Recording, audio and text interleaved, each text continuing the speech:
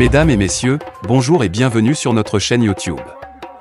Avant de commencer, abonnez-vous et cliquez sur la cloche de notification pour ne rien rater. Bienvenue dans cette vidéo où nous allons parler du coup d'État qui s'est déroulé en Guinée. Et dans cette analyse, nous allons essayer de revoir les causes. Et nous avons parlé des causes les plus récentes qui étaient l'annonce du colonel Doumbouya de pouvoir autonomiser le corps qu'il avait sous sa direction. Je veux dire que le corps spécial de sécurité avait sa division. Quoique mieux équipé et doté de près de 400 hommes, il estimait que ce n'était pas suffisant pour pouvoir avoir la stature dont il souhaitait. Et on a considéré que c'était donc l'annonce immédiate, des signes précurseurs immédiats. Mais au-delà, si on veut remonter le temps, il faudrait qu'on essaie de comprendre plus ce qui s'est passé bien avant ce déclenchement du coup d'État. Comment est-ce que deux frères de village peuvent se déchirer à ce point? Et si on peut considérer comme un traître, mais il y a quand même des raisons qui ont couru bien avant du côté, du président Condé. Et c'est de ça qui sera question dans cette vidéo. Donc, si vous voulez savoir les causes les plus lointaines et les implications proches du président Condé, installez-vous et vous connaissez la chanson. Abonnez-vous, cliquez sur la cloche de notification. Laissez-nous des commentaires. Et avant de commencer, laissez-nous des pouces. Sur ce, je vous donne rendez-vous tout de suite.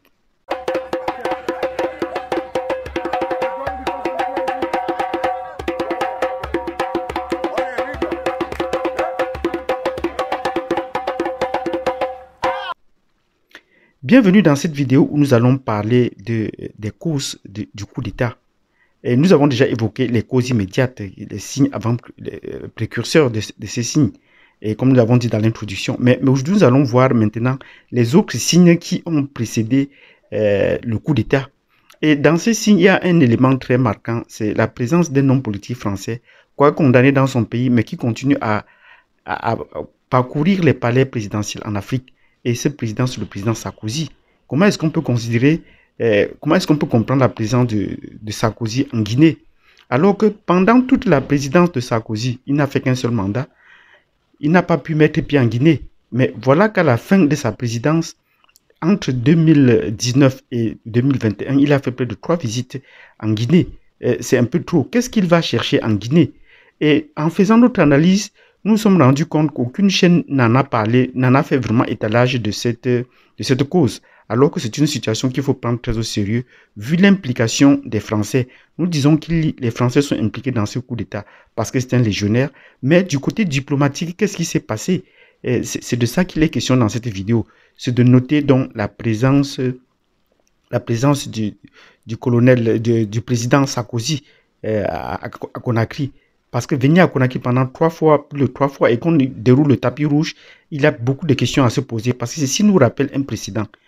Alors que beaucoup de pays avaient rompu, beaucoup de pays africains avaient rompu les relations diplomatiques avec la France. Nous allons citer le cas de la Libye, et où il était devenu comme un personnage non grata.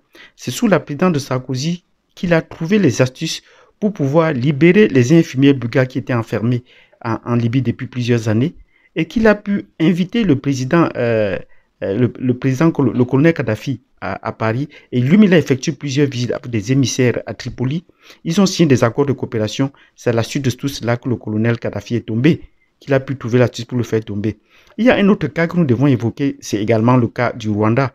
Alors que le Rwanda a rompu ses relations diplomatiques avec la France, pendant longtemps, il n'avait plus établi ses relations. Et c'est lorsque Sarkozy est arrivé, il a trouvé les astuces pour établir ses relations. Il m'a envisagé de faire des visites à Kigali. Et rétablir ses relations, il n'a pas pu continuer son mandat. Et nous allons croire que s'il avait continué son mandat, il aurait trouvé des astuces pour faire tomber le président Kagame. Mais ça n'était pas le cas.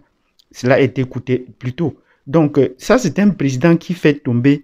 Ça, c'était un homme qui fait tomber beaucoup de présidents africains et qui, le sommet de cette situation a été en 2011, lorsqu'il a fait chuter consécutivement le président Gbagbo et tuer effectivement le président de la Jamaïda libyenne. Donc, vous voyez que c'est un homme qui pourrait être très dangereux pour l'Afrique. Et chaque fois qu'on tente de l'accuser, les Africains n'ont pas assez d'éléments. Mais même dans son propre pays, il a été déjà accusé et condamné. Mais malgré cela, il trouve encore des astuces pour faire venir en Afrique. Est-ce que ce ne serait pas un Jacques Foccart des temps modernes? Donc, il faudrait bien qu'on fasse attention. Et dans certains lieux, on pourrait le considérer comme un homme fort des services secrets français qui, même après la fin de son mandat, trouve toujours des astuces pour pouvoir revenir en Afrique pour créer des situations économiques assez difficiles pour les Africains. Est-ce que la négociation du port de Bolloré ne serait pas dans l'échec de ce qu'il a eu, des conversations qu'il a eues avec Condé? Est-ce que les mines de bauxite et de minerais de la Guinée ne seraient pas convaincus ou peut-être qu'il a eu un échec? Parce que rappelez-vous, en 2010, alors qu'on parlait des élections en Côte d'Ivoire, les émissaires, la présidence française a envoyé des émissaires voir Gbagbo, alors qu'il croyait qu'il devait parler des élections. On est venu plutôt lui parler de l'exploitation du pétrole. Donc vous comprendrez que le pétrole qui est aujourd'hui en Côte d'Ivoire, 10 ans plus tard, dont il dit qu'on a fait des découvertes, ce sont des vieilles découvertes. On essaie que de réchauffer pour mettre du baume au cœur des Ivoiriens. Or, c'est les Ivoiriens on a découvert ce pétrole et on trouvait que la nappe s'étendait jusqu'à la frontière avec le Ghana. Et immédiatement, le Ghana s'est mis 3 ans plus tard à exploiter. Mais pour le cas de la Côte d'Ivoire, ça continue à traîner. Donc, je voudrais dire dans cette vidéo je voudrais dire à la suite de ceci que le président Sarkozy est un tombeur des présidents africains et que chaque fois qu'il va fouler un palais présidentiel en Afrique, il faut s'attendre à des conséquences.